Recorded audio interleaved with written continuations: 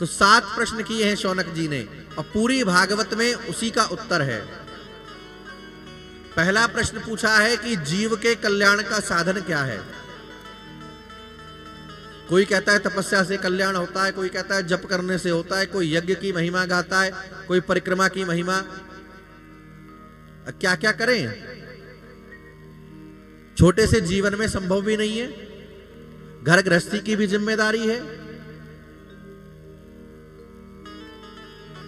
तो कोई एक ऐसा साधन बता दीजिए जिससे जीव का कल्याण हो। दूसरा प्रश्न किया, शास्त्रों का सार क्या है। 4 वेद हैं, 4 उपवेद हैं, फिर 18 पुराण हैं, 18 उपपुराण हैं, फिर 6 शास्त्र हैं, स्मृतियां हैं।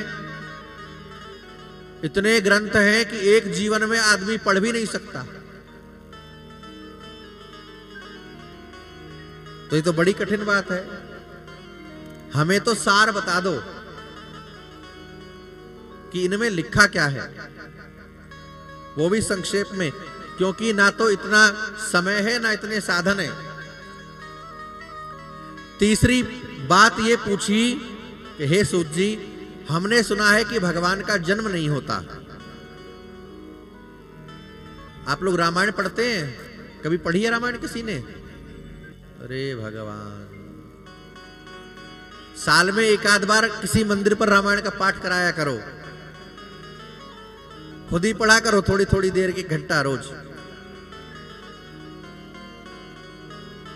10 साल से कथा सुन रहे हो यार, बदले कुछ नहीं। तुम फिल्म देख के बैठे हो हम नहीं सुधरेंगे हैं।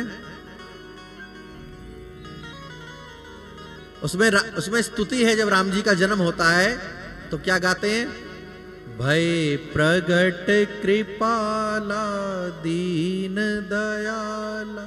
क्या गाते हैं? भय प्रगट कृपाला। जन्म नहीं हुआ भगवान का, क्या हुए? प्रगट हुए। तो जब उनका जन्म नहीं होता, वो अजन्मा है, तो फिर वो दशरथ कौशल्या का बेटा कैसे बना? वो देवकी वसुदेव के घर बेटा बन के कैसे आ गया, ये बताओ।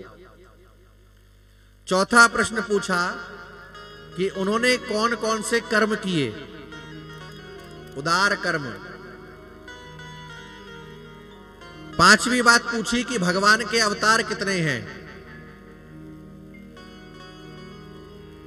छठी बात पूछी कि जीवन का लक्ष्य क्या है, मनुष्य के जीवन का लक्ष्य क्या है। और 7वां प्रश्न पूछा कि हमने सुना है कि भगवान धर्म की स्थापना करने आते हैं, तो भगवान जब धर्म की स्थापना करके चले गए धरती से, तो धर्म का क्या हुआ? धर्म किसकी शरण में गया? ये 7 प्रश्न पूछे हैं।